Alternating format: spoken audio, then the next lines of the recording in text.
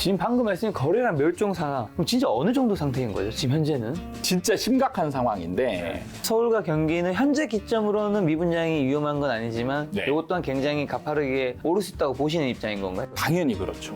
하락하는 기간은 대략적으로 5년 정도 보시면 되고, 그래서 길게 봤을 때 한 7년 정도 집값 안 오르는 상황이 이제 펼쳐진다. 2030년 정도의 집을 구입을 하시면 안전하게 하실 수 있는 구간이 아닌가.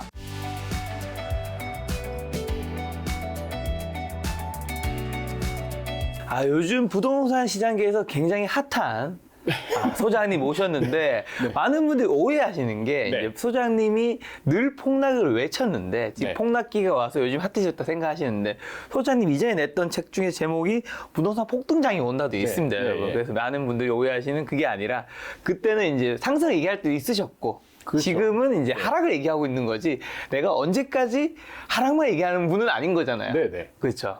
사실 전세가를 알면 부동산 투자가 보인다. 이게 그게 이제 제가 2017년에 썼고 2018년 1월에 출간이 됐는데 요거는 상승에 대한 이야기였나요? 그게 원래 내용은 상승에 대한 얘기가 아닌데 머릿말에 제가 폭등을 앞두고라는 말을 그 말을 한 게 있어요. 네네. 그러니까 저는 이제 폭등할 거를 이미 이제 알고 있었죠. 네.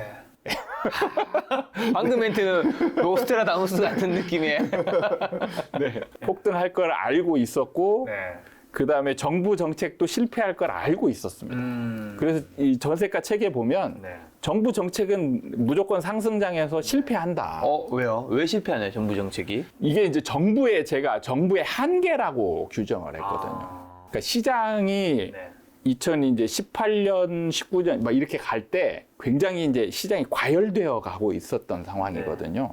시장이 과열되면 이제 정부는 그 과열된 시장을 막기 위해서 정책을 낼 수밖에 없는데 이제 정부의 한계가 한 서너 가지 있어요. 그 한계 때문에 이제 시장이 과열되는 거를 막지를 못하고 결국에는 이제 폭등을 하게 되고 결국엔 나중에는 이제 그 정책의 효과가 나중에 이제 비로소 나게 되는 상황으로 간다. 이렇게 이제 그 책에 정리를 했었죠. 그리고 지금은 시장이 어쨌든 굉장히 안 좋잖아요. 이제 소장님에게 이제 현재 상황을 이번 시간에는 뭐 의견이 바뀌시진 않았을 테니까 정확하게 좀 데이터를 보면서 점검한 시간을 좀 가져볼까 하는데 최근에 부동산 시장 분위기는 또 지금은 이제 추석 전이니까 지금은 또 어떤가요?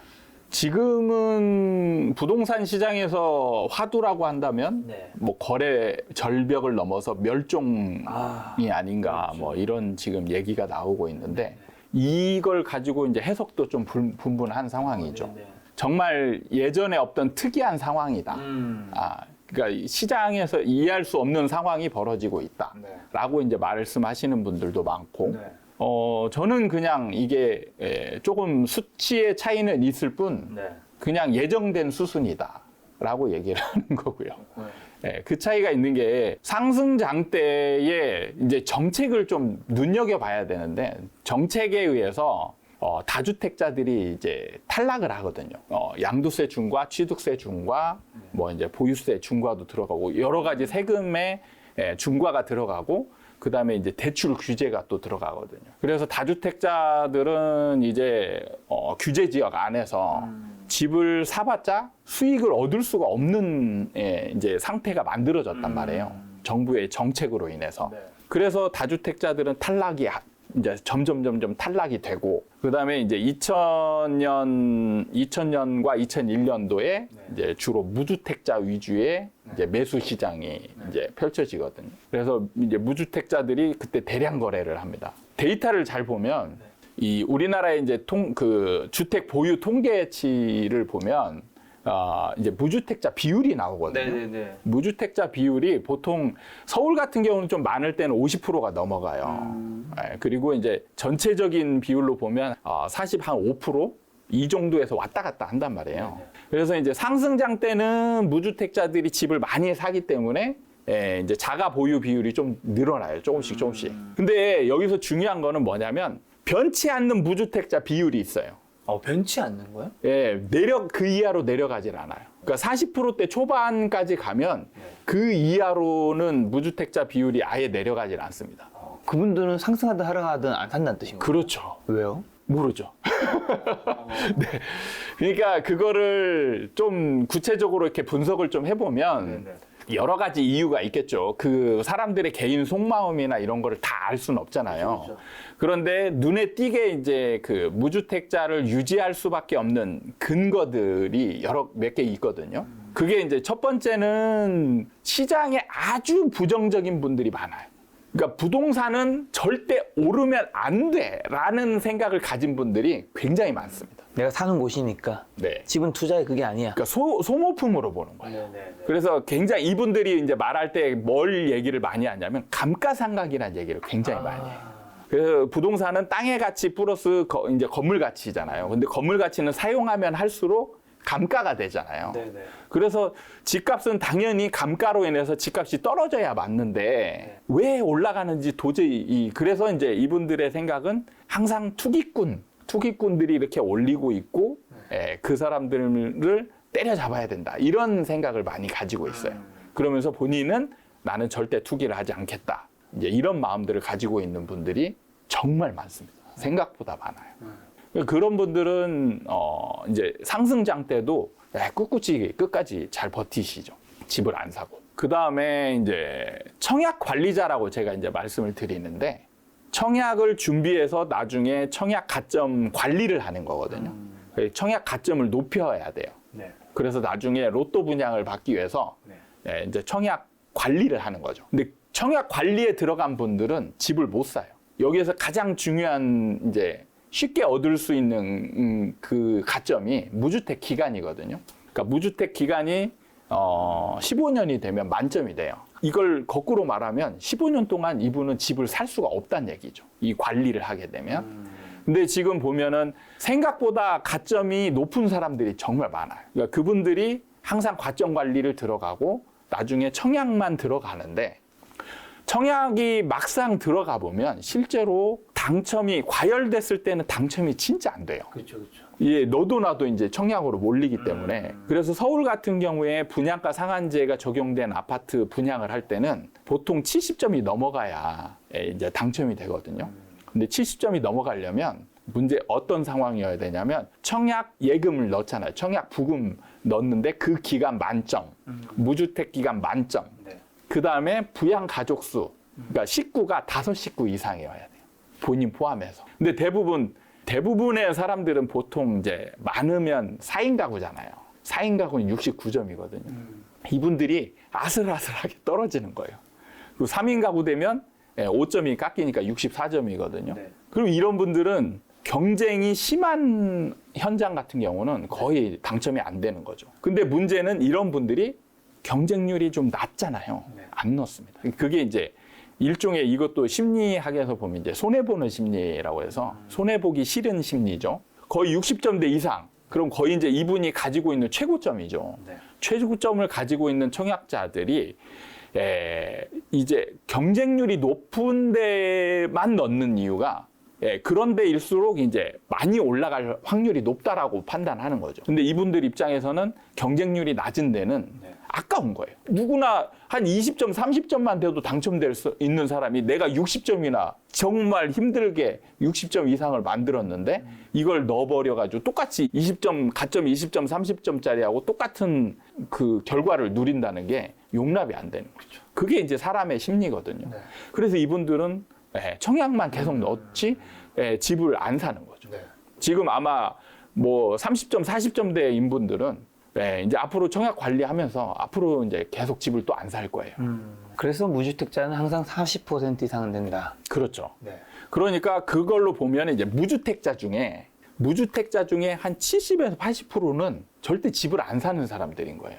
그러면은 이 상승장에서 집을 살 수 있는 사람들, 그러니까 집을 사고 팔고 했던 사람들의 비중은 20에서 30% 정도밖에 안 되는 거죠. 그러니까 상승장에서 대량 거래가 일어나면서 그분들이 다 사고 그러면 나머지가 이제 진짜 적게 남은 거예요. 그러니까 거래량이 줄 수밖에 없죠. 당연히. 그러니까 무주택자들이 주기적으로 그러니까 나머지가 다 그 수요자라면 계속 거래량이 유지가 돼야죠. 근데 이제 안 살 사람 빼고 나면 살 사람이 별로 없는 거예요. 지금 방금 말씀인 거래량 멸종 상황. 그럼 진짜 어느 정도 상태인 거죠? 지금 현재는?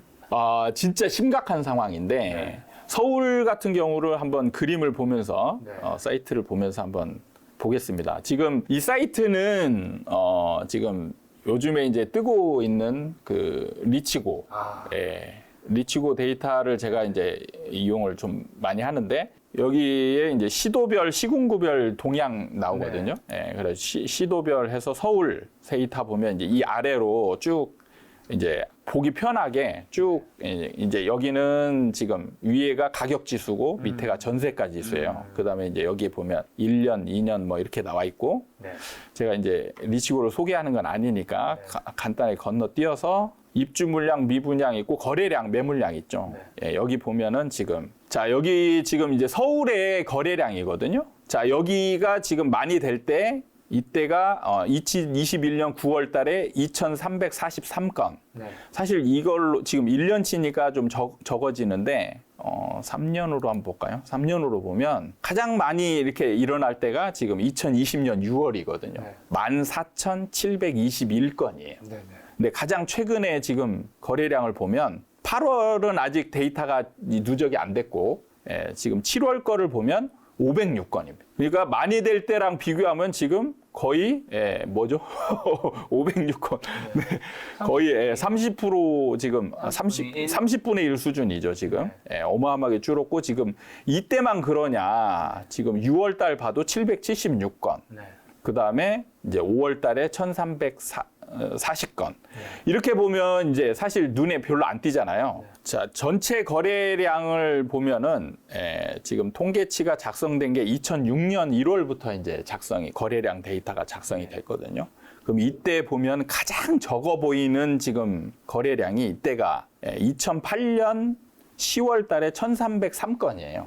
그리고 이제 바로 반등을 하거든요. 그러면서 3,400건으로 이렇게. 그러니까 적었던 기간이 한두 달 정도밖에 안 돼요. 근데 지금 최근으로 돌아오면 2월부터 작년 12월부터 지금 934건, 1월에 776건, 그 다음에 2월 달에 667건, 그 다음에 이제 약간 3월 달에 반등하는가 싶더니 조금 올라가다가 다시 지금 꼬꾸라지고 있는 중이에요.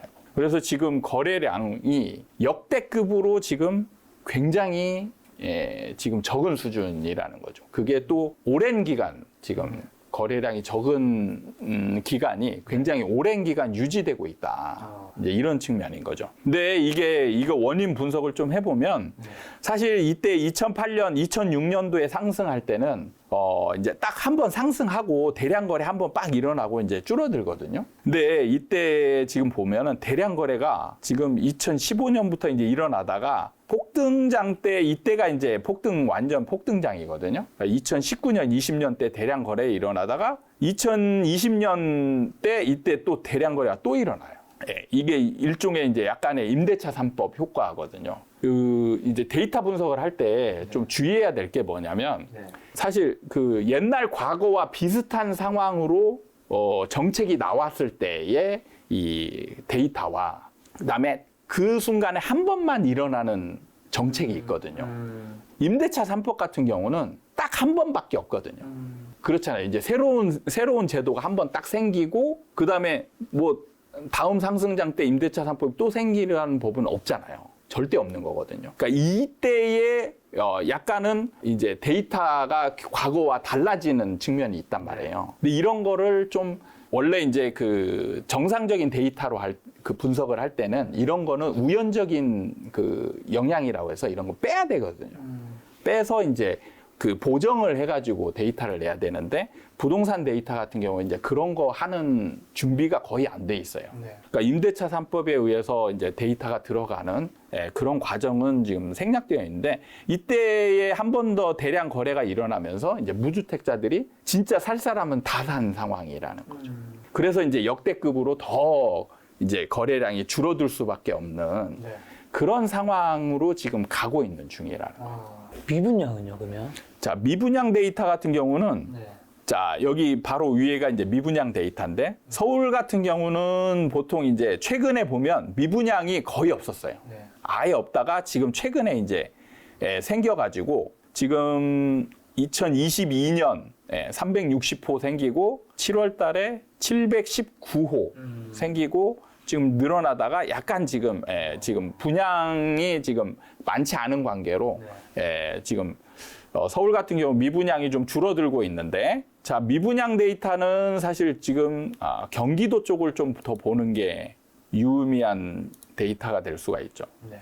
자, 경기도에 보면 옛날에 가장 많았을 때의 미분양 데이터가 28,399호예요. 그래서 이제 지금 경기도의 미분양은 3,393호거든요. 근데 이걸만 보면 이렇게 판단할 수가 있어요. 과거에 미분양이 엄청 많았을 때는 28,000 정도 되는 엄청난 미분양이 있으니까 시장이 하락하는 건데 지금 같은 경우 경기도를 봐도 3,300건밖에 안 된다.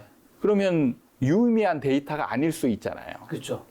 그래서 이거를 무시할 수가 있는데 시장에 미치는 영향이 작을 수 있다. 이렇게 보는 사람들도 많고 이렇게 볼 수도 있거든요.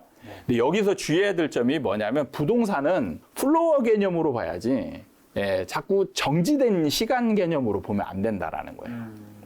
지금 보면 미분양이 경기도 같은 경우 엄청 쌓였다가 쭉 줄어들죠. 그래서 거의 2021년 10월 같은 경우는 이제 1,000건 미만으로 떨어지면서 거의 제로에 가깝게 수렴을 했단 말이에요.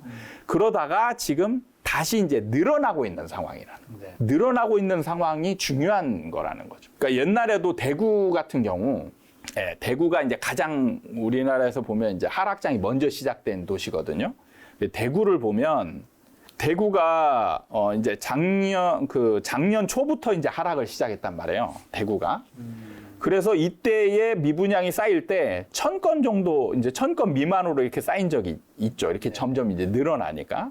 근데 이때 많은 전문가들이 다들 무시했었어요. 위험한 수치는 아니다, 현재. 네, 그렇죠. 왜냐하면 대구의 미분양 수치를 보면 자, 여기가 이때 대구도 2만 1,000건이나 될 정도로 미분양이 어마어마하게 쌓였던 도시거든요. 과거에 많았던 미분양 데이터 기준으로 봤을 때 이때 수준으로 보면 1,000건이면 20분의 1도 안 된단 말이죠. 그러면은 데이터로 봤을 때 이거는 뭐 정말 미미한 숫자일 뿐이지 이게 시장에 미치겠냐 영향이 이렇게 판단한 거죠. 근데 문제는 이게 추세를 볼 때 이게 늘어나는 추세였다라는 거죠. 늘어나는 추세다 보니까 이게 이제 지금은 7,000건으로 이제 누적된 상황이라는 거죠. 불과 1년 전에 이제 몇백 건에서 지금은 거의 10배 이상으로 늘어난 지금 7,000건 이상의 미분양이 쌓여 있다라는 거예요. 미분양 뭐 그래프가 뭐 바로 이렇게 딱 될 수는 없는 거니까. 그렇죠. 이게 그러니까 누적된 누적된 개념으로 점차 늘어나고 점차 줄어들고 이런 거를 그래서 플로어 개념으로 봐야 되는데 항상 이제 우리가 분석을 할 때 정지된 시간 개념, 지금 현재 기준으로 이렇게 분석을 하려고 하는 성향들이 많거든요. 소장님 말씀은 서울과 경기는 현재 기점으로는 미분양이 위험한 건 아니지만 이것 또한 굉장히 가파르게 오를 수 있다고 보시는 입장인 건가요? 당연히 그렇죠. 그게 이제 어떻게 봐야 되냐면 그 일반 시장과 분양 시장이 나눠져 있어요. 구분을 따로 이제 구분을 해야 돼요. 일반 시장이 살아있는데 미분양이 생길 수 있어요. 그럼 비싸면 생기거든요. 분양은 비싸기만 하면 생기는 거예요. 근데 미분양이 생겼는데 일반 시장이 살아서 상승하게 되면 나중에 이 미분양이 비싼 느낌이 들다가 나중에 한 몇 개월 지나고 아니면 좀 길게 보면 1년 지나잖아요. 그럼 얘가 싼 물건이 돼요. 그렇죠. 사라지겠죠. 일반 매물이 비싸지니까. 그래서 얘가 미분양이 소진이 돼요. 근데 지금 일반이 떨어지고 있으니까 미분양도 더 높아질 수밖에. 그렇죠. 그러니까 일반 시장이 죽어 있느냐 아니냐를 잘 판단하고 그 다음에 미분양이 늘어나느냐 안 늘어나느냐 이걸 플로어 개념으로 여러분들이 충분히 이제 인지할 수가 있는 거예요. 맞아요. 집값 입장에서 일반 시장이 떨어질 때 미분양이 늘어나는 건 더 안 좋은 거겠네요. 그렇죠. 그냥 전체적으로 이게 이제 두 시장이 약간의 시너지 작용을 내거든요. 상승장 때는 얘가 올라가고 일반 시장이 올라가고 분양 시장이 따라 올라가기도 하고 분양 시장이 또 열기를 떼면서 막 올라가면 또 일반 시장을 끌어올려요. 이러면서 이제 과열 시장을 만들거든요. 근데 하락 시장이 되면 반대 상황이 벌어지죠.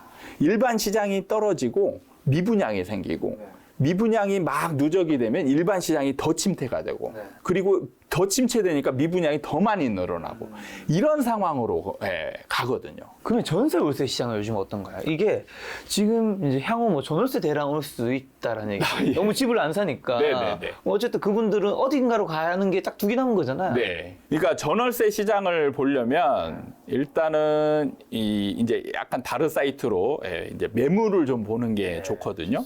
이걸 보시면 이제 이게 아실에서 제공하는 매물 증감 데이터인데 그래프로 이제 보기가 좋게 이제 만들어져 있어요. 그래서 여기에 보면은 지금 파란색은 매매, 빨간색은 전세, 초록색은 월세 이렇게 돼 있는데 이거를 이제 지울 수가 있거든요. 매매 데이터가 이렇게 이제 변하는 게 보이는데 지금 전세 매물을 한번 볼게요. 자, 전세 매물을 보면 자, 이때 정말 신기한 그래프가 있죠. 수직 낙하잖아요. 매물이. 이때가 언제냐? 딱 임대차 3법 때. 그러니까 이것만 봐도 임대차 3법 때 전세가가 폭등했던 느낌이 딱 오죠. 매물이 수직 급감을 해버리는 거예요. 수직 급감을 했다가 지금 전세 매물이 점점 늘어나고 있는 추세예요. 그죠? 전세 매물이 지금 늘어나고 있는데 자, 여기서 중요한 거는 뭐냐면 수요자는 지금 눈에 안 보여요. 임차인의 수요자. 그래서 수요자가 눈에 안 보이기 때문에 수요자 데이터가 없거든요. 근데 수요자 데이터를 추정할 수밖에 없습니다. 추정할 수밖에 없는데 제가 지금 이때에 강하게 얘기하는 건 뭐냐면 지금 시점은 임차인 수도 많이 줄었다라는 거예요. 왜 그러냐면 자, 제가 아까 처음에 매매시장, 서울시장의 매매시장 상승의 과정에서 거래량을 얘기하면서 무주택자들이 엄청 샀다라고 했잖아요. 그 사람들은 지위가 임차인이었단 말이죠. 원래. 그러니까 2020년 전까지는 이분들이 임차인의 지위를 갖고 있었죠. 그래서 임대차 3법에 지나면서 무주택자들이 대량 거래로 집을 샀죠. 그러면 뭐냐면 임차인 수가 줄어든 거예요. 그러니까 임대 매물은 늘어나는데 임차인 수는 줄어들죠. 그러니까 지금 수요 공급이 이때는 매물만 줄었거든요. 매물 줄어들고 수요자들은 어느 정도 그대로 있는 상황에서 그래서 이제 폭등이 일어났던 거고 지금은 매물이 증가하고 있는 상황에서 임차인의 수요가 줄었어요. 그러니까 8월 전세 대란설이 있을 때 제가 일찍부터 거의 작년 말부터 제가 임대 대란은 없을 가능성이 많다. 없을 가능성이 높다. 그때는 제가 아주 강하게 얘기하기가 어려웠죠. 그때 아직 상승을 좀 하고 있을 때. 네네. 워낙 이제 그 대부분의 전문가들이 임대 대란을 얘기하고 제가 분석했을 때는 이게 임대 대란은 일어나지 않을 것 같은데 문제는 임대차 3법이라는 게 이제 과거에 있었던 제도가 아니고 사상 처음으로 생긴 제도잖아요. 그랬을 때 이제 시장이 어떻게 변화할지에 대한 거를 기존 데이터만 가지고 완벽하게 파악하기는 좀 어려웠단 말이죠. 그런 상황에서 이제 제가 지금 추정하는 수요 공급의 이런 근거로 봤을 때는 임대 대란은 일어날 가능성이 많지 않다. 이제 이렇게 얘기를 했었죠. 그러면서 이제 올 초로 이렇게 넘어오면서 이런 게 이제 조금씩 확신이 드는 구조로 가서 제가 조금씩 이제 강하게 얘기를 하면서 3, 4, 5월 이때 이제 임대 대란은 없다. 이렇게 이제 그렇게 이제 규정을 내렸었습니다. 그럼 월세는요? 월세도 지금 매물이 굉장히 지금 많이 늘어나고 있는 추세입니다. 지금 월세도 보면 이때도 지금 장난 아니었죠. 임대차 3법 생기는 딱 그 시점에 폭락을 했다가 지금 매물이 지금 많이 늘어나고 있는데 지금 월세 대란도 사실은 크게 예상이 되지 않는 상황이에요. 그러니까 기본적으로 임차인 수가 너무 많이 줄었어요.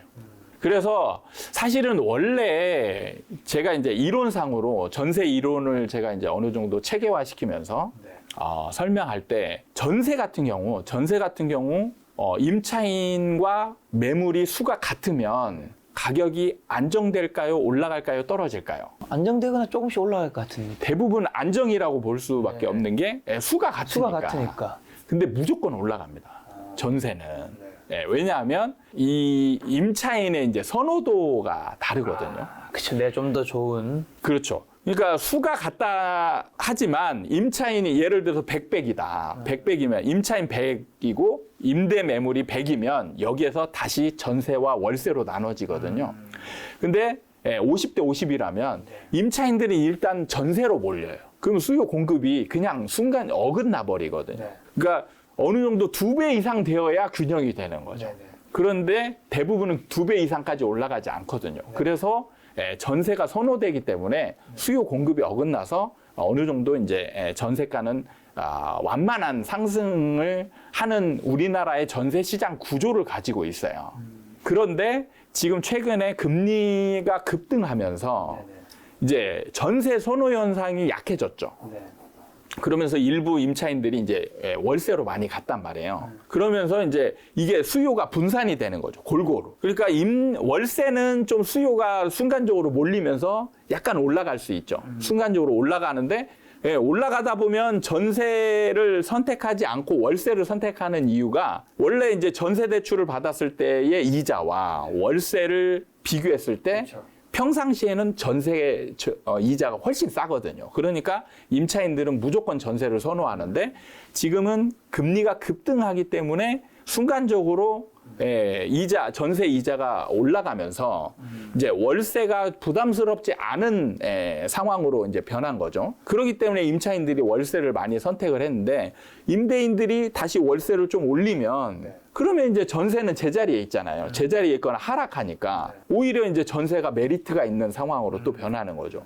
그러니까 월세 대란도 일어날 수가 없어요. 전세, 월세 대란은 없을 것이다. 그렇죠. 그러면 소장님께서 무주택자가 집을 안 사면 뭐 전세가가 상승하고 그로 인해 집값이 올라갈 수 있다는 의견을 동의하지 않으시겠네요. 당연히 그렇죠. 네.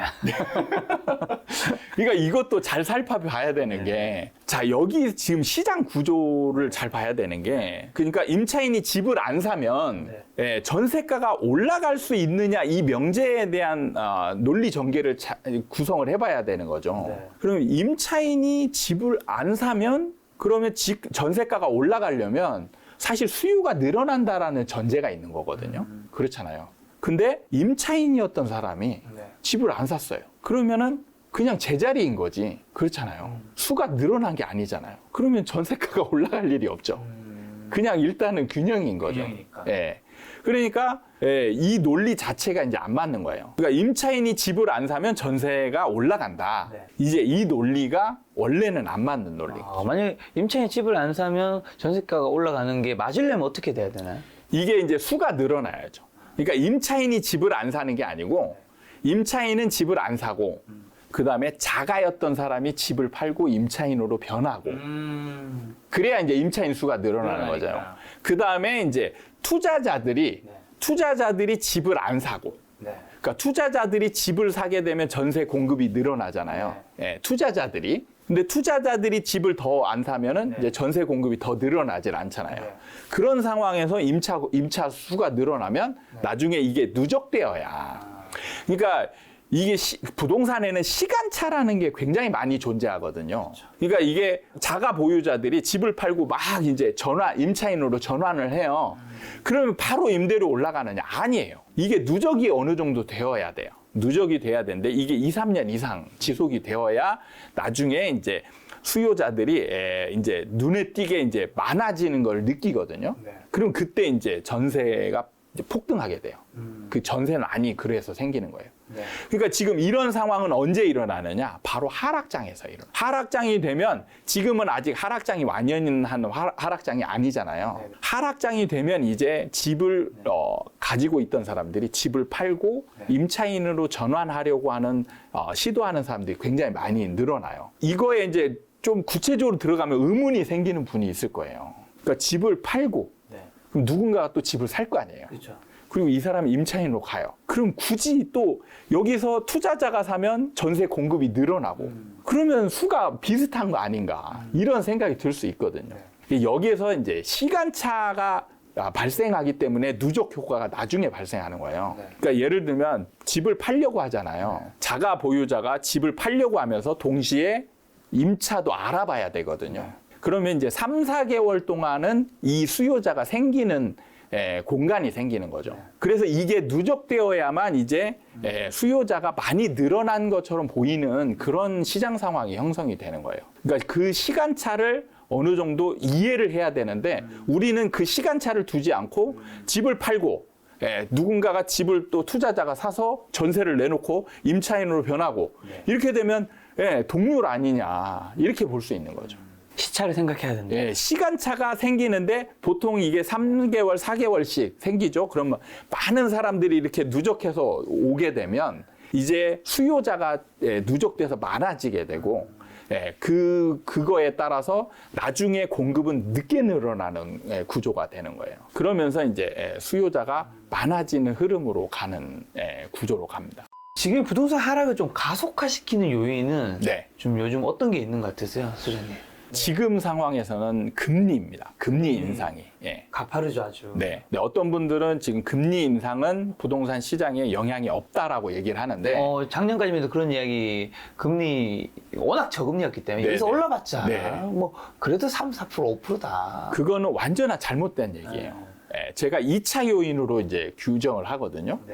2차 요인의 특성은 뭐냐면 시장의 방향과 같으면 큰 힘을 내고 시장과 방향이 다르면 거의 영향이 없어요. 그러니까 금리는 2차 요인이기 때문에 자, 금리 인상은 하락 요인이죠. 시장이 하락하고 있으면 엄청 큰 힘을 낸다는 거예요. 같은 하락이니까. 근데 만약에 시장이 상승하고 있잖아요. 그런 상황에서 금리 인상이 이루어진다. 그러면 효과가 없어요. 없죠. 그래서 실제로 2004년과 2005년 때 그때도 부동산 폭등장이었거든요. 폭등장 때 금리 인상이 이루어져요. 금리 인상이 급격하게 이루어지는데 그때 효과가 없었어요. 그러니까 이런 걸 보고 이제 데이터만 보고 분석하는 분들이 이렇게 이제 얘기를 하는 거죠. 금리는 그냥 상관관계가 없다. 상관관계가 없다. 이렇게 이제 얘기하시는 거예요. 그러니까 지금 금리 인상 때문에 지금 하락한다라고 얘기하는 분들도 많잖아요, 지금. 근데 아니 그때는 금리 인상했는데 집값 올랐지 않냐. 그럼 그때는 오르고 지금은 떨어지고 그럼 상관관계가 없는 거 아니냐 이렇게 얘기를 하는 거죠. 상황이 없는 게 아니라 2차 요인이기 때문에. 그렇죠. 2차 요인이기 때문에 체계적으로 분류를 해야 되는데 2차 요인이기 때문에 시장과 방향이 다를 때는 거의 영향이 없어요. 그다음에 시장과 방향이 같을 때는 큰 힘을 내게 돼 있어요. 근데 지금은 시장이 이제 하락으로 가고 있는 상황이기 때문에 금리 인상의 효과는 굉장히 크게 나타나고 있는 거예요. 하락 가고 있다고 하셨으니까 지금은 하락에 어디쯤에 와 있나요? 이제는 하락의 시작점으로 보시면 됩니다. 아, 이게 시작점. 아니 뭐 지금 어디 듣기로 뭐 20% 빠졌다는 얘기도 많이 들었는데 이게 시작점이라고요? 시작점이에요. 지금 사실 20% 빠진 거나 이런 거는 이제 데이터만 보면 많이 이루어진 게 아니에요. 아, 많이 이루어진 건 아니고. 거의 하나씩 막 이렇게 이루어지는 거죠. 그러면 그 안에 보면 이제 금매도 있고 그다음에 여기에 뭐 증여도 있고 통정 매매라고 해서 이제 개인들 간의 거래도 있고. 어쨌든 방금 말씀하신 거는 이제 정상적인 거래라고 볼 수는 없는. 네, 정상적인 거래가 아니라고 추정이 되는 것도 많지만 근데 이게 시장에 영향은 줘요. 시장에 영향을 줍니다. 그렇죠. 뉴스도 뜨고. 네. 그래서 시장 참여자들이 그 안에 있는 내용을 다 어떻게 알아요? 모르죠. 그럼 그냥 금매물 딱 거래, 뭔가 하락 거래가 딱 찍히면 그냥 하락 거래 됐구나. 근데 이게 어디 한 군데에서만 터지는 게 아니고 여기저기서 빠바바바방 터진단 말이에요. 그러면 사람들은 진짜 하락장이구나. 이렇게 판단하는 거죠. 그럼 올해 4분기나 내년 부동산 전망 어떻게 보시는지. 이제는 이제 부동산 시장은 그 항공모함의 비유를 하자면 선수를 거의 이제 완전히 이제 돌아간 시점이죠. 그래서 이제 거의 180도 이제 돌아간 상황이에요. 그래서 이제 앞으로 180도 돌아서 이제 앞으로 이제 전진만 하는 상황으로 지금 가고 있는 중이죠. 작년에 제가 산 집도 지금 180도 돌아가는 기분이. 하지만 저는 크리에이터로서 방송을 해야 되기 때문에 웃으면서 방송을 하도록 하겠습니다. 제가 이런 상황 말씀 주실 때 가장 난감합니다. 괜찮습니다. 저는 중립을 지켜야 되니까요. 제가 집을 산 건 산 거고 방송은 방송이니까. 자, 그러면 소장님께서 집값 떨어질 때 강남 특히 뭐 새 아파트가 더 폭락한다고 본다는 의견을 또 말씀하신 적이 있더라고요. 네네. 어떤 의미죠? 이게 올라갈 때 네. 사실 거래량이 막 대량으로 동반돼서 올라가느냐 아니면 거의 막 수직 상승하는 경우 있잖아요. 수직 상승하는 거는 뭐냐면 한 건으로 인해서 막 몇 억씩 올라가는 거예요. 한 건 거래 2억, 3억 올라가고 그 다음에 또 한 건 거래되면서 막 2억, 3억 올라가고 그러니까 수직 상승하는 거죠. 그러면 이게 이제 일종의 주식에도 그런 게 있거든요. 지지선 역할을 하는 게 있거든요. 그래서 거래량이 동반된 그 가격대에는 어느 정도 이제 버텨주는 거죠. 버텨주는데, 그러니까 부동산도 마찬가지로 거래량이 많은 구간에 있는 가격대는 좀 버텨주는 경향이 있어요. 근데 최근에 이제 상승할 때 흐름을 보면 신축 아파트나 그 강남의 막 그 고가 아파트들 같은 경우 거래량이 크게 동반되지 않으면서 한 건으로 막 2억, 3억. 5억 막 이렇게 올라간 데들이 굉장히 많거든요. 그러니까 그런 거는 빠질 때 지지선이 굉장히 약한 거죠. 그러니까 이제 그 구간을 그냥 거의 되돌리는 셈이 돼요. 오를 때도 개울을 막 뛴 것처럼 네. 내려갈 때도 툭. 그렇죠. 그러니까 그런 부분을 예상을 해보면 이제 많이 오른 것들이 더 많이 떨어지는데 이제 부동산 시장에서 실질적인 그 하방 지지선 역할을 하는 거는 전세거든요. 근데 많이 올라갈수록 전세가율이 굉장히 낮아요. 그렇죠. 전세가율이 낮다는 얘기는 떨어질 수 있는 폭도 크다는 얘기죠. 크다는 거죠. 네. 그래서 많이 올라간 게 떨어질 폭이 크기 때문에 떨어지는 그 기간과 폭이 크고요. 덜 올라간 게 덜 떨어질 수 있어요. 그런데 한간에서는 네. 예를 들면 강남에 있는 강남 3구 같은 경우는 네. 그런 얘기를 하잖아요.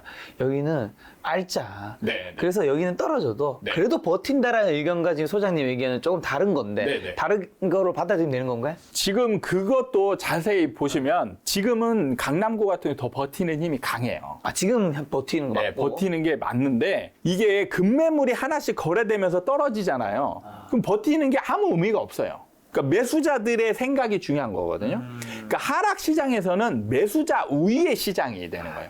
그러니까 매도자는 아무런 역할을 하지 못해요.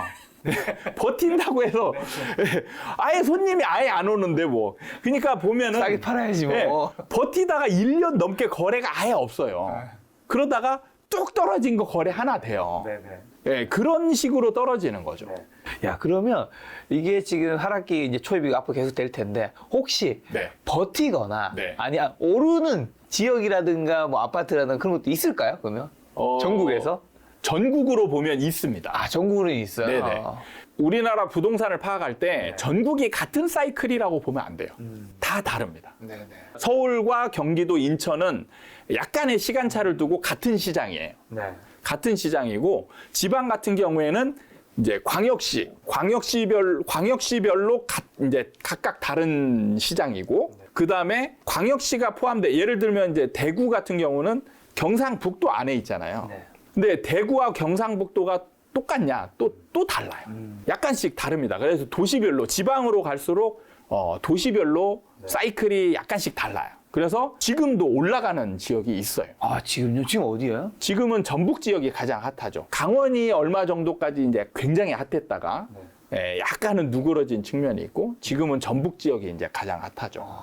그리고 전북 지역 같은 경우는 지금 이제 투기하는 사람들이 막 지금 내려가서 막 전북에서 어딘가요? 전북이 지금 군산, 익산, 전주 이쪽 지역들이 지금 분위기가 괜찮은 그런 도시죠.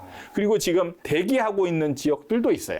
제가 이제 이미 올랐으니까 그냥 쉽게 얘기하는 거고. 근데 이런 지역 막 따라서 들어가시면 안 됩니다. 대기하고 있다는 건 앞으로 좀 오를 여지가 있는? 그렇죠. 오를 여지가 있는 지역들은 제가 구체적으로 언급을 안 하겠습니다. 아니 지금 할 것처럼 얘기하는 거죠.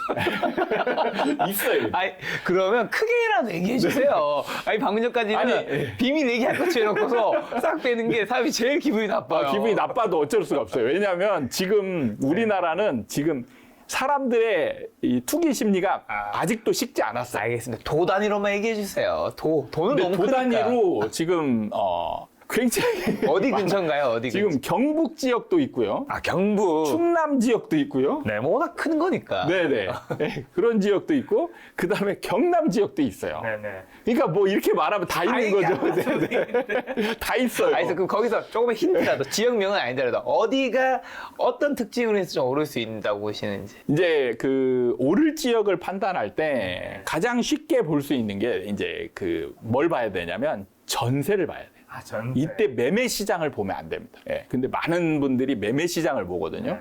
매매 시장을 보면 올라갈까? 이런 의문이 들어요.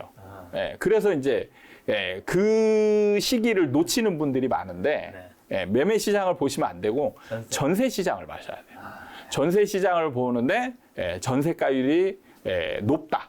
근데 높다의 기준이 어느 정도냐? 그럼 그 도시의 전세가율, 역대 전세가율을 그래프를 보는 거예요. 오르고 있는. 예, 그래서 역대 전세가율에 가장 높았던 전세가율에 근접하거나 오르고 있거나 뭐 이런 상황이면 어느 정도 조건이 형성된 거라고 보면 되는 거죠. 그 다음에 이제 봐야 될 게 전세가. 전세가가 이제 오르고 있어야 돼요. 이 두 가지만 보면 돼요. 그 도시 검색을 할 때 이제 구체적인 도시로 들어가서 전세가율과 전세가 움직임을 잘 보셔가지고 이런 데는 지금 투자를 하셔도 괜찮아요. 그럼 지금 서울, 경기, 인천에서는 네. 특히 좀 어디가 많이 떨어지고 있고 네. 그다음에 서울 안에서도 지금 좀 많이 떨어지고 있는 구는 좀 어디 쪽일까요? 현재 상황? 현재 상황에서는 이게 그 뭐라고 해야 될까? 시간차들이 약간씩 존재하는 게 지금은 이제 경기도나 인천 같은 경우는 인천 쪽이 조금 더 이제 분위기가 안 좋죠. 이제 인천은 하락하면서 입주 물량이 또 이제 같이 겹치거든요. 지금은 하락하는 장에서는 이제 입주 물량 효과가 커져요. 상승장에서는 입주 물량 효과가 별로 없거든요. 별로 없는데 하락장에서는 입주 물량 효과가 굉장히 커집니다. 입주 물량이 많아지면 전세가도 떨어지고 전세가 떨어지면서 이제 그 분양권 그 소유자들 그러니까 집을 가진 사람들이 이제 심리가 무너져요. 무너지면서 이제 같이 이제 집을 싸게 팔려고 내놓게 되고 매수자들은 굳이 빨리 달려들 필요가 없죠. 그러면서 이제 하락을 하는데 그래서 지금 보면은 인천 쪽이 입주 물량이 좀 많으면서 이제 하락하는 느낌이 좀 강하고요. 그 다음에 이제 경기도 같은 경우는 지금 뭐라고 해야 될까? 경기도도 입주 물량이 많은 지역, 이런 지역들 위주로 이제 하락 느낌이 좀 강하고, 그 다음에 사실 시장 전체를 봤을 때는 약간씩의 차이가 있을 뿐이지 다 대동소이하게 움직일 수밖에 없어요. 그래서 이제 굳이 주식처럼 개별주 형식으로 여기는 괜찮지 않을까 이런 느낌으로 접근을 하시면 절대 안 된다는 거죠. 서울에서는 특히 어디구가 많이 빠지고 있죠? 서울에서는 요즘 많이 나오는 게 이제 노도강 얘기가 많이 나오죠. 노도강 얘기 많이 나오고 지금은 또 강남도 이제 많이 얘기 나와요. 그렇죠.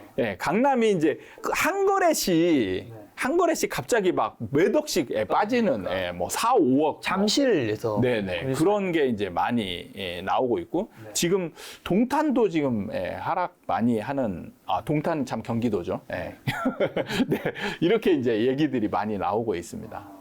그럼 만약에 지금 20% 이상 만약에 하락한 아파트 뉴스 가끔씩 나오잖아요. 네네.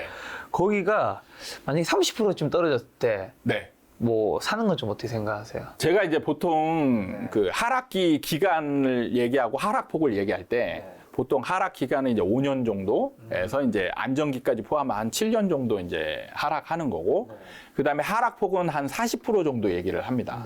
그럼 이제 그런 측면에서 이제 질문을 하신 것 같은데, 그러니까 거의 이제 지금 먼저 하락이 이제 시작했는데 20% 폭락했어요. 그럼 좀 있으면 이제 한 30% 정도 하락하면 바닥 이현철 소장이 얘기한 40%가 근접한 거 아니냐.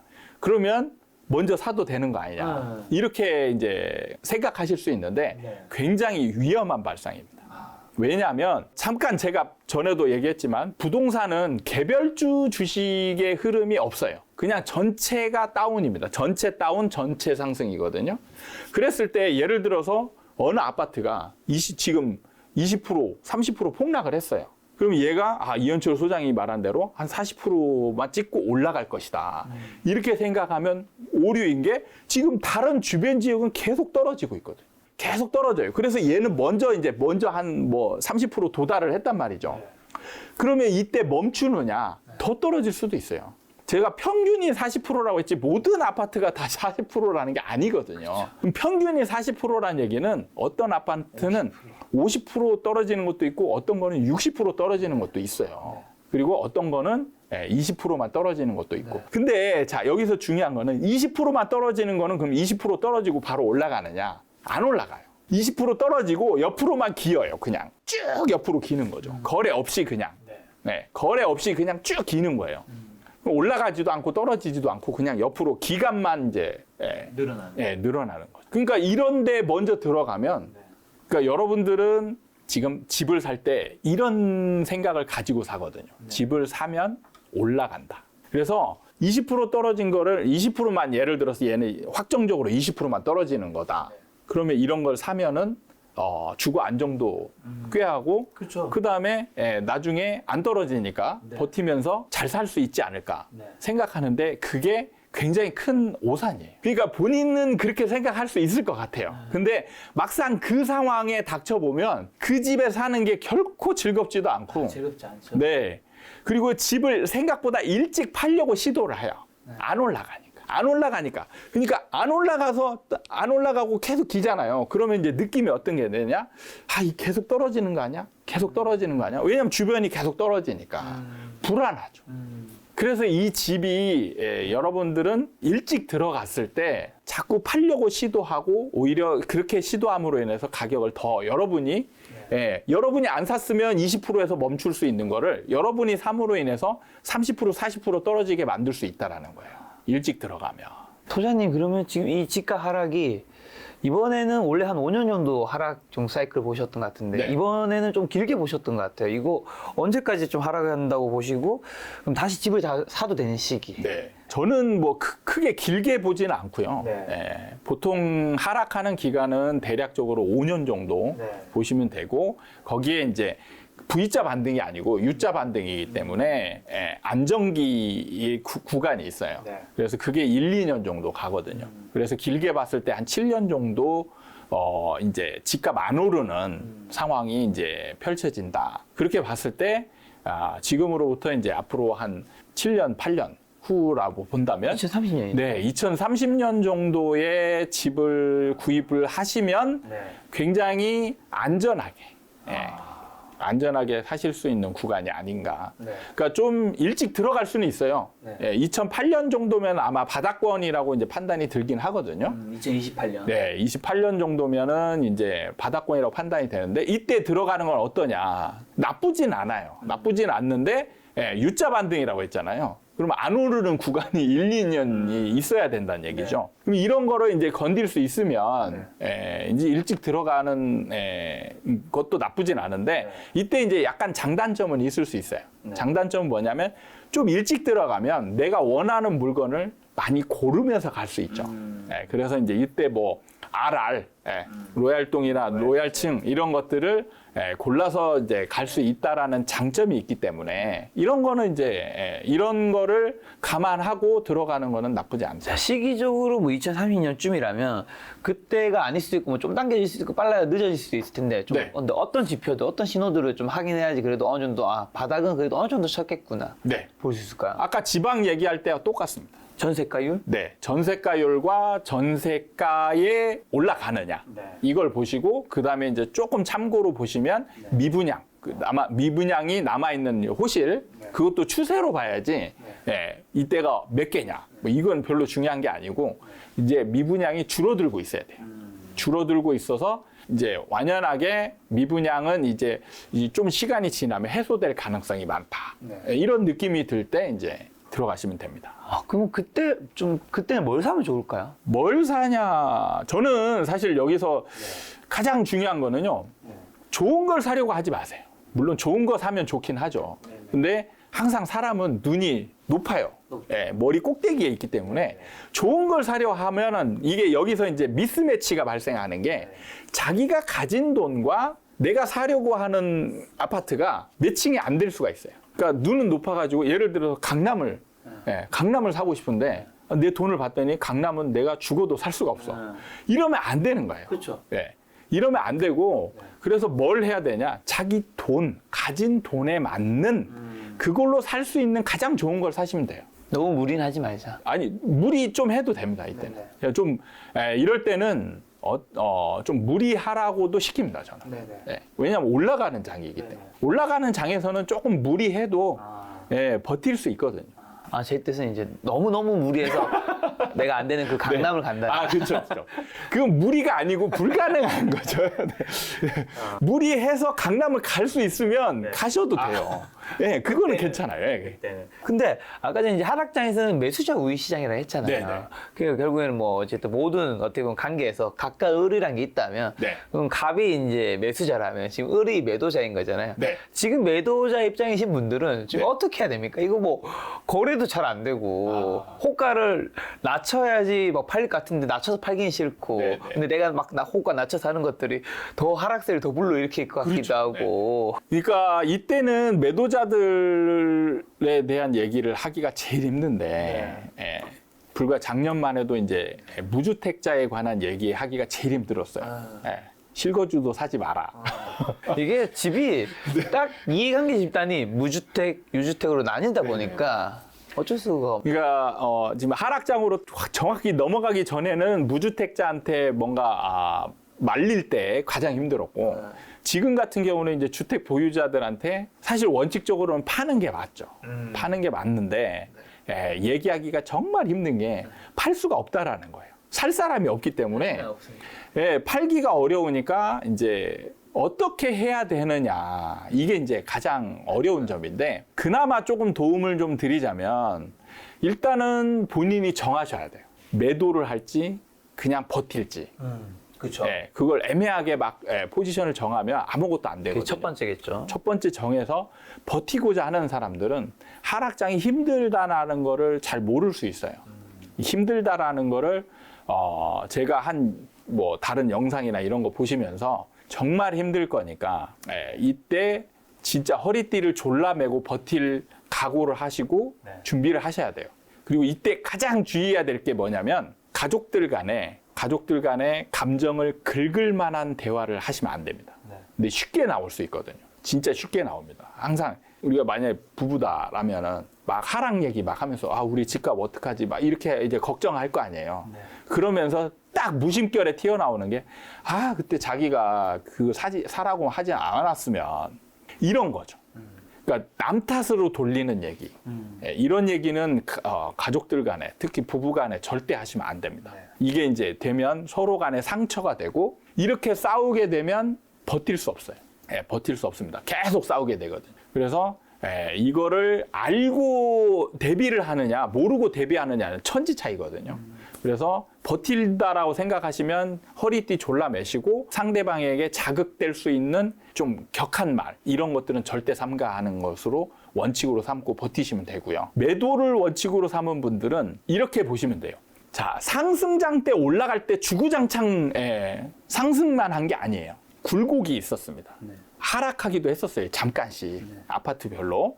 그럼 반대로 하락할 때도 마찬가지예요. 하락할 때도 주구장창 하락만 하는 게 아닙니다. 약간씩 반등을 줄 때가 있어요.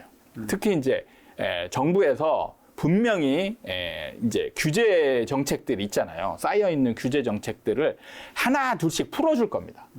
분명히 풀어줄 거예요. 그때 이제 풀어줄 때 효과가 시장에서 좀 크게 나는 정책들이 있어요. 그럴 때 시장의 분위기를 봐서 약간 반등한다. 그럼 이때 매도를 하는 거예요. 근데 여기서 이제 착각해가지고 이제 다시 상승장이다.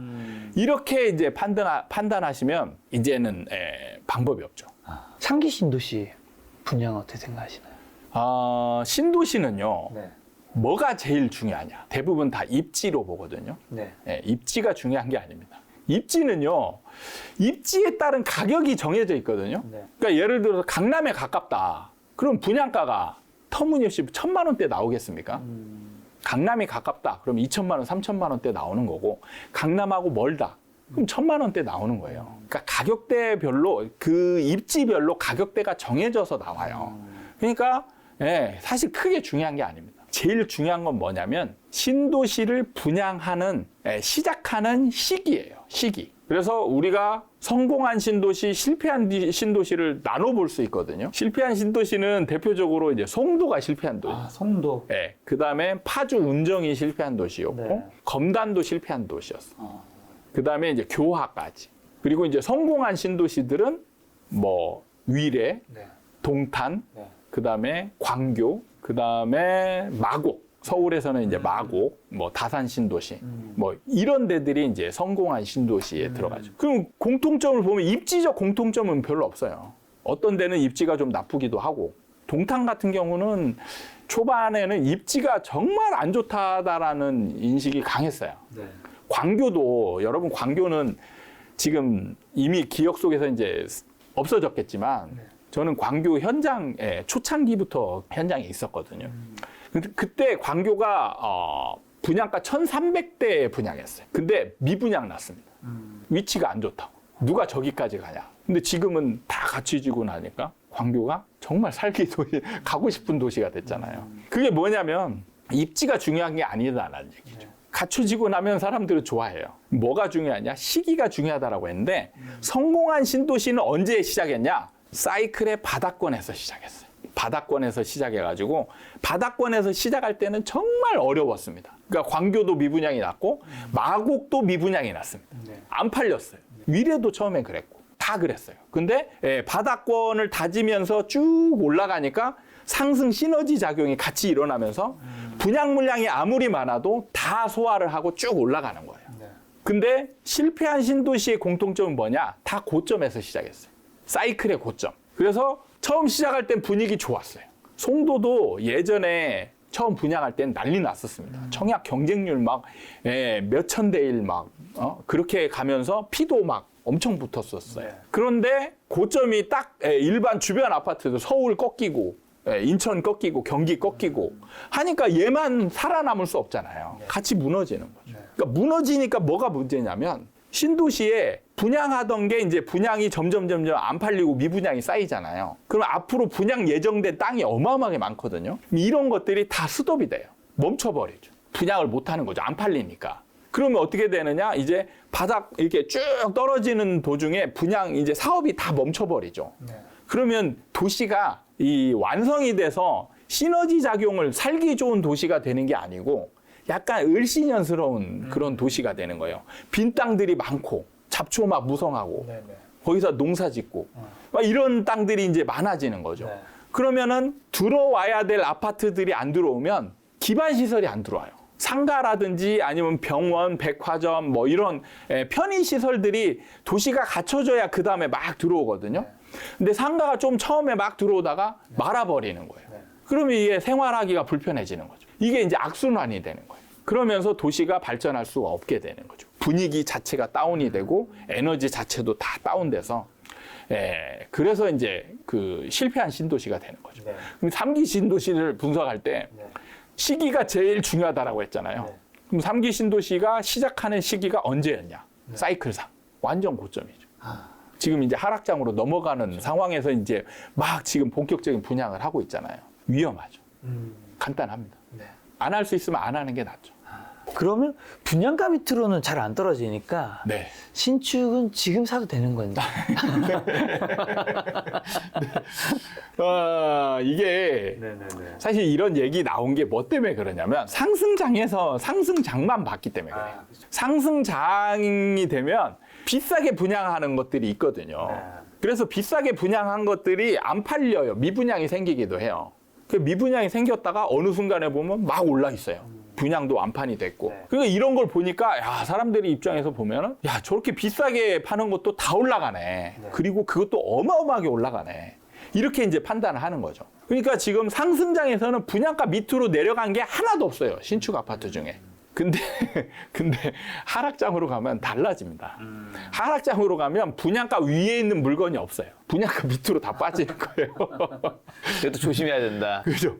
그러니까 여러분들은 지금 부동산을 접할 때 항상 입지나 막 이런 걸로 보잖아요. 저는 다른 거 안 보고 시기만 봅니다. 시기가 제일 중요해요. 사이클상 지금 어떤 시기냐.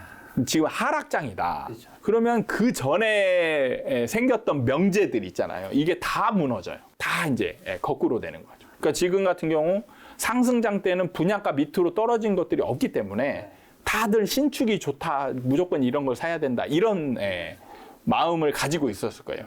근데 하락장이 되면 하락장에서 이제 분양하는 것들 있잖아요. 그럼 진짜 분양가 위에 있는 물건이 없어요. 분양가 다 밑으로 들어가서 나중에 본격적인 하락장이 되면 뭘 하냐? 30%, 40% 할인해서 팔아요. 여러분, 할인한 물건을 지금 본 적이 없는 분들이 굉장히 많을 거예요. 근데 경험이 좀 많은 분들, 40대 중반 이상, 50대 이상 분들은 경험을 다 했어요. 30%, 40% 할인하는 물건들이 지천에 널렸었습니다. 서울의 트리마제도 아마 할인 분야에 있을 겁니다. 서울의 트리마제도 할인 분야에 있었고, 강남 자이 같은 경우도 통매각이라고 그래서 안 팔린 물건들을 강제로 이렇게 약간 그 돈 많은 사람한테 이제 한꺼번에 넘기는 그런 작업들을 했었죠. 안 팔리니까. 그러니까 지금 그런 상황을 겪어보지 않은 분들이 이제 이런 얘기를 쉽게 하는 거예요. 그래서 지금은 하락장이기 때문에 하락장에서는 이제 신축 분양 받는 거를 굉장히 주의해야 돼요. 그러면 지금 특히 조심해야 되는 주택이랑 그 다음에 사실 상승장 때 굉장히 이제 다주택자분들이 이제 뭐 갭이든 대출도 해서 집을 많이 샀기 때문에 지금 이 하락장이 계속 이어지면 깡통 전세 여기 나올 수 있잖아요. 여기 나오면 사실 그게 그분의 힘듦으로 끝나는 게 아니라 이 세입자의 힘듦으로도 이어질 수 있단 말이죠. 우리 깡통 전세 좀 주의할 수 있는 방법 뭐가 있을까요? 사실 깡통 전세에 저는 그 약간 단어 자체가 포함하는 그 우리가 그 느끼는 의미 이거는 조금 과장된 측면이 좀 많다라는 생각이 들고요. 그러니까 깡통 전세 얘기하면 지금 세입자들은 어떤 느낌이냐면 지금 임차인으로 전세로 들어가면 다 불안해요. 아, 그렇죠. 불안하죠. 네, 다 불안합니다. 그게 이제 지금 너무 과장된 그 프레임에 갇혀버린 거예요. 그래서 이게 안전한 물건들까지 위험한 물건으로 인식하게 만들어버리는 그런 지금 작용들을 하고 있기 때문에 냉정하게 좀 볼 필요가 있어요. 깡통 전세라는 거는 깡통 전세가 어떤 게 생기냐면 전세가율이 거의 매매가가 딱 붙어서 있는 상황에서 이제 매매가도 떨어지고 전세가도 떨어질 때 내 보증금이 이제 안전하지 않은 그런 상황을 얘기하는 거거든요. 근데 지금 서울 수도권 같은 경우에는 사실 매매가가 굉장히 많이 올라서 전세가율이 낮아요. 전세가율이 지금 50%대 초반이거든요. 그럼 매매가와 전세가 갭이 굉장히 많이 벌어져 있어요. 이게 좀 떨어져도 아직 뭐 그렇게. 그렇죠. 이런 거는 떨어져도 사실은 여러분들이 여기에서 한꺼번에 5년, 6년 살 게 아니잖아요. 2년 살고 또 다시 재계약하고 이런 과정이 벌어지기 때문에 떨어지는 동안에 좀 전세가 떨어지는 분위기면 전세가 좀 낮춥시다. 안 낮추겠다? 그럼 나가겠습니다. 이렇게 얘기하면 되는 거죠. 근데 여기서 임대인이 전세금을 안 돌려주면 어떡하냐. 경매 넣어버리세요. 그리고 여러분이 그거 사드리면 아파트 아주 싼 가격에 받을 수 있습니다. 이거는 임대인의 입장을 아예 모르는 얘기인 거예요. 절대 전세금을 돌려주지 않을 수 없어요. 전세금 안 돌려주면 임차인 경매에 넣을 수 있거든요. 그러면 이 사람은 지금 자기가 갖고 있는 집을 날릴 수밖에 없는 거예요. 그럼 전세 보증금보다 높은 매매가에 있는 아파트를 날리고 싶은 사람이 누가 있겠어요. 날리는 사람은 누구냐면 전세가보다 매매가가 밑으로 내려간 사람이. 내려가면 어떻게 돼요? 그러면 이제 포기해버리는 거죠. 그럼 어떻게 해요? 세입자는? 세입자는 망하는 거죠. 이제 이런 물건을 조심해야 되는 거죠. 그러니까 이런 물건이냐 아니냐를 구분해야 되는 거지. 모든 아파트나 모든 주택들이 하락기에 다 위험한 거다. 이렇게 인식하면 이런 안 된다. 물건이냐 아니냐를 구분하는 조금 더 팁을 주신다면 그러면. 그러니까 지금 서울 수도권에 있는 웬만한 아파트들은 사실 갭이 다 벌어져 있기 때문에 지금 그렇게 위험한 물건이 아니에요. 그런 것들은 다 그냥 전세나 월세 들어가시고 정 불안하시면 보증보험 들어놓으시면 됩니다. 근데 위험한 거는 뭐냐면 매매가와 전세가가 붙어 있는 물건들. 근데 여기서도 좀 주의할 게 이런 물건 하면 딱 떠오르는 게 보면 이제 빌라 다세대거든요. 빌라 다세대인데 사실 지금 서울 수도권에 있는 빌라들 같은 경우도 매매가가 많이 올랐거든요. 전세가는 별로 안 오른 측면에. 그래서 일반 빌라들도 전세가율이 좀 벌어져 있어요. 근데 이거를 다 뭉뚱그려서 이제 위험한 물건으로 취부를 해버리면 이제 임차인이 갈 곳이 없어요. 그래서 저는 이게 뭔가를 노린 게 아닌가라는 느낌도 들어요. 임차인을 불안하게 만들어서 매수를 하게 만드는 이런 프레임이 아닌가 이런 생각이 드는데 그런 물건들은 그래서 빌라 같은 경우도 이제 시세가 좀 어느 정도 파악이 되는 거는 여러분들이 시세 파악이 되는 거는 충분히 이제 시세 파악을 통해서 볼 수가 있잖아요. 매매가와 전세가 갭이 얼마인지 이런 것들을 볼 수가 있기 때문에 좀 벌어져 있다. 그러면은 들어가셔도 됩니다. 지금 제일 위험한 게 뭐냐면 바로 신축 빌라예요. 신축 빌라는 갭이 없습니다. 매매가와 전세가 갭이 거의 없어요. 여러분이 들어갈 때부터 없습니다. 그 구도를 만들어 놓고 가거든요. 그래서 이런 거는 여러분이 보증금을 날릴 가능성이 많아요. 그래서 지금 뉴스에 나온 깡통 전세의 대부분의 사례가 뭐냐면 신축 빌라예요. 근데 이거를 모든 모든 주택의 문제로 지금 크게 너무 지금 확대시켜 놓은 측면이 있어요. 지금 시점에는 신축 빌라 고민하는 분들은 가급적 들어가지 말자. 가급적이라기보다는 여러분들이 이제 선택의 폭이 좀 많이 있거든요. 네. 임차인 수가 많이 줄고, 그 다음에 매물이 많아요. 그래서 여러분이 선택의 폭이 일단은 있어요. 근데 이제 여러분이 가진 돈과 그 돈 대비 약간 가성비라고 그러죠. 가성비로 이제 구하려고 했을 때 유혹에 빠지는 게 바로 신축 빌라예요. 그러니까 돈이 많지 않은 사회 초년생이나 사회 경험이 많지 않은 돈이 이제 그 전세 보증금이 많지 않은 사람들이 집을 보러 다닐 때 아파트는 이제 제외되거나 많이 이렇게 되고 빌라 위주로 보는데 이때 이제 딱 유혹이 되는 게 구축 빌라와 신축 빌라를 봤을 때 무조건 신축 빌라 관심이 갑니다. 왜냐면 제가 신축 빌라에 한번 들어봤는데 신축 빌라로 그냥 눈이 진짜 무조건 가게 돼 있어요. 마치 아파트 네, 아파트처럼. 깨끗하니까. 요즘 진짜 빌라도 잘 지어요. 그래서 신축 빌라로 눈이 확 가요. 그래서 구축 빌라로는 정말 가기 싫어집니다. 이게 이제 여러분의 함정이에요. 그래서 이럴 때 그냥 지금 상황에서는 구축 빌라로 가셔야 돼요. 이럴 때는. 근데 이렇게 지금 부동산시장이 하락장이고 네. 금리도 오르고 있으니까 만약에 전세와 월세로 만약 고민하는 분이라면 네, 네.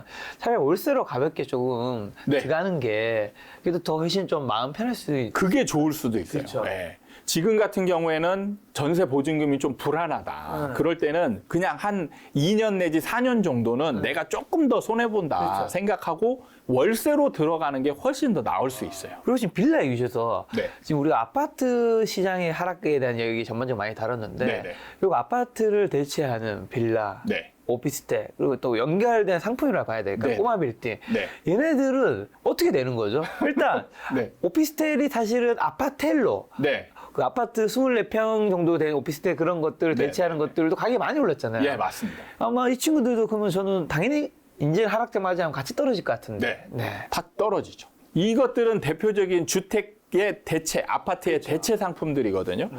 그럼 주상품이 지금 품귀 현상이기 때문에 이게 이제 인기가 있었던 거지.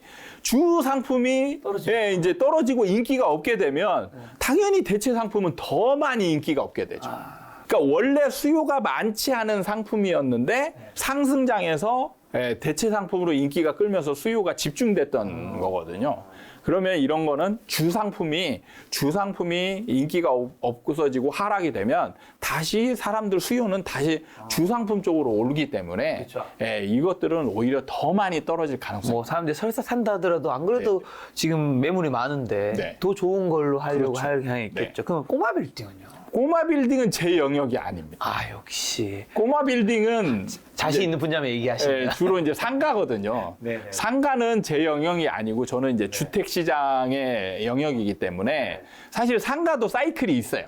사이클이 있는데 제가 이제 집중적으로 연구한 분야가 아니기 때문에 알겠습니다. 꼬마 빌딩을 제가 이래라 저래라 얘기하기에는 어렵습니다. 그럼 5대 강력시만 한번 점검해 볼까요? 이제 네. 부산. 부산 같은 경우도 지금 이제 얼마 좀 남지 않았을 것 같은 느낌이 들어요. 아직까지는 분양 시장은 좀 살아있거든요.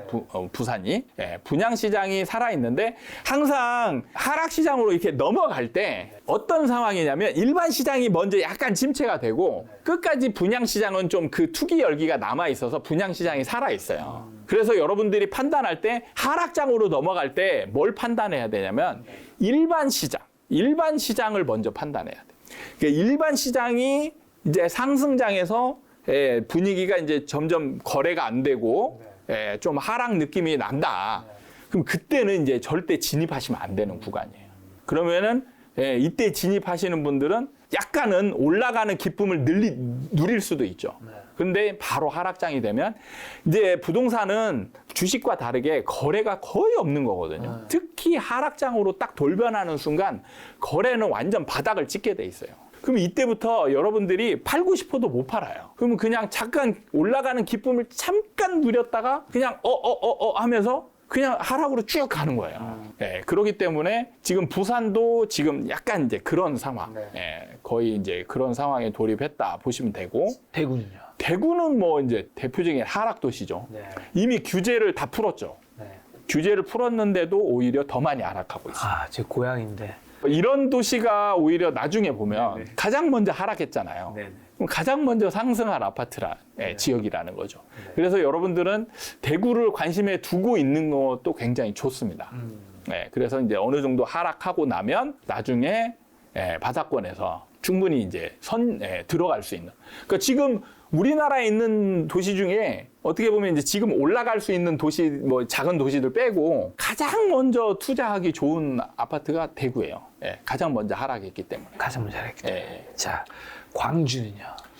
광주는 좀 어렵습니다. 광주가 지금 분양도 많이 없고 아직까지 일반 시장도 그렇게 꺾이지 않은 그런 상황이기 때문에 사실 제가 지방을 집중적으로 막 연구를 해가지고 막 그러려면은 전체 데이터를 보면서 해야 되는데 혼자 있기 때문에 그렇게 집중적으로 모든 거를 지금 애매한 구간에 있는 거를 지금 소장님 말씀 강주가 어렵다는 게 아니라 소장님 분석이 어렵습니다. 분석이 어렵습니다. 강주가 어렵다는 줄 알고 분석이 어렵습니다. 알겠습니다. 패스하겠습니다. 자, 울산. 울산은요. 울산은 조금 다릅니다. 울산은 조금 달라서 예를 들면 울산 같은 경우는 지금 전세가율이나 전세 시장이 분위기가 나쁘지 않거든요. 그런 상황에서 지금 이제 규제 영향이나 이런 것 때문에 이제 하락하고 있는데 규제 해제를 좀 지켜보면은 괜찮을 수도 있을 것 같아요. 자, 그럼 대전은요? 대전 같은 경우는 지금 전반적인 추세를 따라갈 가능성이 많습니다. 대전 같은 경우는 지금 분양 물량도 많고 지금 일반 시장도 약간 이제 좀 침체 국면으로 좀 가고 있는 것 같고 아직까지 이제 분양 열기는 조금 남아 있습니다. 근데 비슷한 거죠. 지금 하락장으로 딱 넘어가는 그런 비슷한 분위기라고 보시면 될 것 같습니다. 소장님 오늘 말씀 들어보면 이제 전반적으로 뭐 지역에 따라서 조금씩 다른 게 있을 수 있겠지만 대체적으로 무주택자분들은 지금에 좀 기다리자라는 입장을 얘기해 주신 것 같고 그 다음에 1주택자분들은 이제 팔거나 버티거나 두 가지 선택을 해야 되는데 생각해보니까 한 가지 더 선택이 있잖아요. 갈아타기. 갈아타기는 거의 불가능해요. 지금은 힘들다. 갈아타기를 하려면 방법이 이제 두 가지 방법이 있는데 구체적으로 가면 이제 매도를 먼저 하느냐, 사는 걸 먼저 하느냐. 이제 이렇게 해야 되거든요. 그러면 이게 팁을 좀 드리자면 하락장과 상승장 때 갈아타기 하는 방법은 완전히 다르죠. 상승장에서는 뭘 해야 되냐면 선매수예요. 선매수 후매도입니다. 그리고 하락장이 되면 뭘 해야 되냐면 선매도 후매수예요. 근데 선매도에서 안 돼요. 매매가 안 되니까. 선매도가 안 돼요. 선매도에서 자 갈아타기 하는 분들이 뭐냐면 자 여기서 매도를 하려면 살 사람이 없잖아요. 그러면 급매로 내놔야 돼요. 그럼 먼저 손해보고 가죠. 이게 싫은 거예요. 이게 안 되는 거예요. 이렇게 하고 요거를 싸게 살 수 있을지 일단 이게 안 되는군요. 그렇죠. 그러니까 내가 먼저 손해보고 팔아야 되기 때문에 이걸 먼저 저지르기가 쉽지가 않아요. 그래서 지금 부동산에 가보면 진짜 갈아타기 수요자들이 엄청 많대요. 지금 대기 수요자들이. 근데 문제는 다 파는 게 안 돼서 다 지금 정지 상태. 그러니까 부동산들이 지금 죽으려고 그래요. 그렇죠. 네, 거래가 돼야 되는데 지금 보면은 거래만 이게 파는 것만 되면 사줄 거는 지금 천지 넘쳐나는데 파는 게 안 되니까 다 지금 이게 첫 번째 구간에서 멈춰 있으니까 거기서 이제 거래가 안 되니까 수입도 안 생기고 지금 폐업을 고민하는 중개사들이 지금 엄청 많습니다. 그렇죠. 서울에서 지금 뭐 거래량이 없으니까. 그렇죠. 네. 지금 거래량 숫자보다 중개사무소 숫자가 몇 배는 많을 것 같은데. 몇 배 정도가 아니고 지금 어마어마하게 자, 많죠. 혹시 이런 하락장이 계속되면 또 정부 정책이 네. 뭔가 반전이 일어나면서 다시 좀 그런 걸 다시 꺾을 수도 있잖아요. 하락기를. 네네. 어떻게 생각하세요? 정책으로 시장을 바꿀 수 있는 시기는 딱 1년 정도 남았습니다. 그러니까 1년 정도 안에 이제 예상치 못한 정책이 확 튀어나오면 시장을 바꿀 수 있어요. 근데 1년 정도 지난 후에 모든 정책은 이제 소용이 없겠죠. 그러니까 이게 반대로 또 보시면 돼요. 그렇죠. 반대로 보시면 뭐냐면 상승장 때 정부가 상승을 막으려고 막 내놨잖아요. 막 내놓는데 첫 번째 정책은 어느 정도 효과가 있었어요. 9.13 대책 때 9.13 대책이 나왔을 때 거의 한 1년 가까이 하락을 했단 말이죠. 네네. 그리고 그 이후에 나온 대책들은 이제 거의 효과가 없었어요. 그게 이제 시장의 힘이거든요. 그러니까 지금 같은 경우는 제가 1년 정도 텀을 두는 이유가 아직 완전한 하락장이 아니에요. 완전한 하락장이 아닌 상황에서 규제 완화를 좀 강도 있게 해버리면 다시 상승 전환이 되죠. 근데 그게 이제 다시 완전한 상승장이 되느냐? 그렇지는 않아요. 이 약간 받는 개념이죠. 그런데 1년이 어느 정도 지난 후에 강도 높은 규제가 풀어지더라도 반등 정도는 굉장히 미약하게 돼요. 이걸 어떻게 보느냐? 자, 지금 정부가 이번에 규제 저번에 이제 7월 달에 규제 지역 해제를 해줬잖아요. 일부 지역에. 가지고 대표적인 비교 대상이 어디였냐면 대구와 세종이었어요. 그러니까 전국에서 가장 많이 하락한 도시 꼽으라면 대구하고 세종이거든요. 근데 신기하게 대구는 규제를 풀어줬어요. 근데 세종은 지금 하나도 안 풀어줬습니다. 건드리지도 않았어요. 그 이유를 알아야 돼요. 그 이유가 뭐냐면 대구는 풀어줘도 이제 풀어주는 효과가 없을 거라는 얘기예요. 그러니까 풀어준 거고 세종은 지금 풀어주면 효과가 있을 거라는 얘기예요. 다시 투기 심리가 살아날 가능성이 높다라고 보는 거죠. 그래서 안 풀어준 거예요. 그게 딱 지금 제가 말씀드린 규제를 언제 풀어주느냐에 따라서 효과가 날 수 있느냐 없느냐를 구분하는 지금 대표적인 사례라는 거예요. 그러니까 정부가 세종을 미워서 안 풀어준 게 아니에요. 세종은 아직 투기 심리가 남아있기 때문에 그래요. 아직 완전한 하락을 하고 있지만 대구에 비해서 지금 심리는 굉장히 살아있어요. 아직까지 살아있기 때문에 그래서 세종은 굉장히 조심스럽게 지금 정부가 보고 있는 중이라는 거죠. 아까 전에 이제 소장님께서 이 기간에 대해서는 이제 하락기가 이제 2030년부터는 이제 상승기로 다시 올라갈 수 있다 말씀해 주셨는데 이 하락이 폭은 얘기 안 해주신 것 같아요. 하락 폭은 아까 얘기했는데 40% 정도 평균 서울 수도권 기준으로. 서울 수도권. 네네. 평균적으로 그러니까 40% 정도. 근데 다 개별 아파트별로 다 달라요. 다 다릅니다. 평균적으로 40% 정도. 네. 그래서 사실 폭은 굳이 여러분 제가 볼 때 가격 중심으로 보지 않으시길 바라겠어요. 그러니까 헷갈리거든요. 예를 들어 아까 처음에 질문하신 것처럼 20% 떨어졌는데 30% 정도 떨어지면 사도 괜찮지 않냐. 이게 이제 가격 중심으로 보는 거거든요. 그게 의미가 없는 게 기간 중심이라는 거예요. 기간. 하락 기간이 언제냐. 전체적으로 하락하고 있느냐. 하락하고 있는 중이면 정말 많이 빠졌어도 안 오르고 덜 빠진 것도 더 떨어질 수 있고 이렇게 되기 때문에 가격 중심으로. 근데 많은 분들이 이렇게 생각하죠. 야, 우리가 이 아파트는 예전에 오르기 전에 뭐 5억이었는데 얘가 15억까지 올랐다가 지금 얼마 떨어지면 난 살 거야. 이렇게 이제 계속 머릿속에 박아놓고 있거든요. 이게 위험한 거예요. 만약에 좀 일찍 떨어졌어요. 일찍 떨어져서 그 가격대 왔어요. 그럼 살 거 아니에요. 그러면 안 오르는 기간이 길게 유지되면서 다시 팔려고 하는 시도가 이루어질 수 있다는 얘기예요. 실제로 그러면서 더 떨어진 경우들이 있어요. 그러니까 선진입을 좀 일찍 했다가 안 올라가니까 다시 이제 손절이라고 손절하는 사람들이 늘어나면서 그런 사람들이 팔면은 더 떨어지거든요. 그러니까 좀 일찍 들어가서 오히려 더 자신으로 인해서 하락을 만드는 그런 상황을 만들지 않기를 바랍니다. 그래서 기간 중심으로 보시는 거예요. 기간 중심으로. 그래서 하락 기간이 어느 정도 유지되고, 그래서 이제 완연하게 하락장에서 지금 벗어날 느낌이 있다. 그러면 가격대와 상관없이. 예를 들어 내가 보고 있는 아파트가 한 20%도 안 떨어졌어요. 네네. 야, 더 많이 떨어질 거라고 생각했는데 20%밖에 우연이죠, 이거는. 우연인 겁니다. 그러면 이때는 그럼 더 기다려야 되느냐? 아니에요. 바닥권에서 이제 올라갈 것 같으면 얘는 그 가격에 사도 되는 겁니다. 지금 이런 시기에는 네. 그래도 어쨌든 아마 주택을 가지신 분들 마음이 불안할 것 같으니까 네, 네. 그 1주택자분들을 좀 위로하는 뭔가 위안이 되는 말씀과 사실 1주택자분들이 제가 하락장에서 가장 힘든 대상이다라고 말씀을 드린 적이 있어요. 그래서 가장 실제로 힘들 겁니다. 그래서 좀 대비를 좀 철저히 하셨으면 좋겠다. 아까도 얘기했지만 이제 보유할 건지 매도할 건지 정하시고 여러분들이 좀 힘들지만 이 상황을 잘 이겨내면, 만약에 버티시는 분들은 끝까지 잘 버티시면 나중에 또 오르는 구간이 있으니까 그런 날이 올 수도 있고, 그다음에 좀 일찍 매도하고 싶은 분들은 매도를 하고 나중에 떨어진 뒤에 쌓인 가격에 이제 살려고 계획을 잡으신 분일 거란 말이에요. 그럴 때 이제 기회를 잘 잡아서 매도를 하시면 될 것 같다, 이런 생각이 들고요.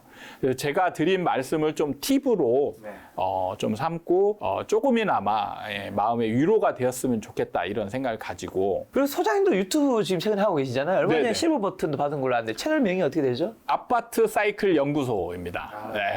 얼마 전에 실버 버튼 받고 이제 언박싱 했는데 기분 좋다. 그렇죠. 굉장히 요즘 많은 또 사랑을 받고 계셔서 아무래도 또 소장님 말씀을 듣고 네. 또 어떻게 보면 무주택자인 분들한테는 네. 굉장히 큰 힘이 되었던 거잖아요. 사실 요즘에 그 댓글에 보면 소장님 덕분에 살았습니다, 이런 댓글들이 좀 많이 달리거든요. 작년 같은 경우에 이제 실거주자도 사지 마라 이렇게 했을 때 욕을 진짜 많이 먹었었는데, 근데 그분들이 진짜 제 말을 듣고 집을 안 산 분들이 이제 좀 고맙다라고 표현을 하니까 저도 이제 이렇게 그래도 욕먹을 각오하고 조금이라도 도움이 되고자 이렇게 좀 얘기를 했던 게 결과로 조금씩 나타나는 것 같아서 좀 뿌듯하기도 하고 그렇습니다. 그래서 지금 이렇게 그 고맙다라고 표현해 주신 구독자분들에게 또 고맙다는 제가 말씀드리고 같이 서로 위로하면서 공부하면서 부자 될 수 있는 길로 이렇게 가면 좋지 않을까. 오늘 만남의 손님은 이현재 소장님이었습니다. 지금까지 여러분 소중한 시간을 함께 해주셔서 정말 감사합니다. 오늘도 김 작가였습니다. 고생 많으셨습니다. 네, 수고하셨습니다.